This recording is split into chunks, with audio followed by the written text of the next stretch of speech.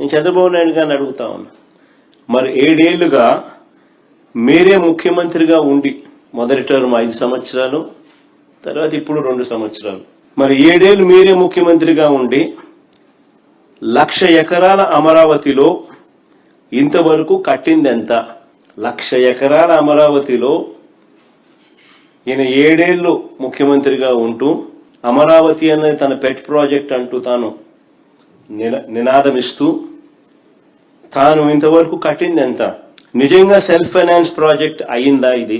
నిజంగా అమరావతి అని సెల్ఫ్ ఫైనాన్సా? ఈయన డబ్బా కొడతానట్టుగా కొట్టినట్టుగా ఏ దేశం ఈయన పోయినా ఆ దేశం బొమ్మలు చూపిస్తాడు, చూపించి అదిగో ఇదే అమరావతి అని అంటాడు. మరి ఎంతవరకు వచ్చిందని అడుగుతా ఉన్నా. ఆ దేశాలు ఇక్కడ ఏమైనా కనపడుతున్నాయా?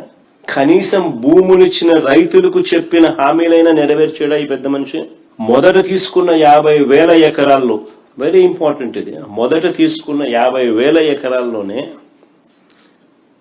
రోడ్లు, కేవలం రోడ్లు, కరెంటు, డ్రైనేజ్ అంటే సీవరేజ్, వాటర్, వీటి కల్పనకి అయ్యే ఖర్చు చంద్రబాబు నాయుడు గారి స్వయాన లెక్కల ప్రకారమే, ఈయనే కేంద్ర ప్రభుత్వానికి ఇచ్చిన లెక్కలు, ఈయనే వివిధ బ్యాంకులకు ఇచ్చిన లెక్కల ప్రకారమే ఎకరాకు 2 కోట్లు అవుతుంది అని చెప్పాడు. అంటే 50,000 ఎకరాలకు అయ్యే 1,00,000 కోట్లకే దిక్కు లేదనుకుంటే, 1,00,000 కోట్లకే దిక్కు లేదనుకుంటే ఇప్పుడు సడన్ గా మరో 50,000 ఎకరాలు దీనికి అదనంగా అయ్యే ఖర్చు, దీనికి సడన్ గా అదనంగా మరో 50,000 ఎకరాలు యాడ్ చేస్తున్నాడు. ఇంతకు ముందున్న 50,000 ఎకరాలు దానికి అయ్యే మళ్ళా అదనంగా మరో 1,00,000 కోట్ల రూపాయలు.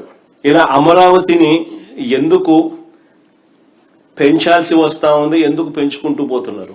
ఆ డబ్బులు ఎలా వస్తాయి అంటే 1,00,000 ఎకరాల్లో, ఆ 1,00,000 ఎకరాల్లో కేవలం రోడ్లు వేయడానికి, కేవలం కరెంట్ ఇవ్వడానికి, కేవలం సివరేజ్ వ్యవస్థ క్రియేట్ చేయడం కోసం, కేవలం నీటి వ్యవస్థ క్రియేట్ చేయడం కోసం, బేసిక్ ఇన్ఫ్రాస్ట్రక్చర్ క్రియేట్ చేయడం కోసం ఈ 1,00,000 ఎకరాలలో 2,00,000 కోట్లు కావాలి అని వీళ్ళు చెప్పిన లెక్కల ప్రకారం.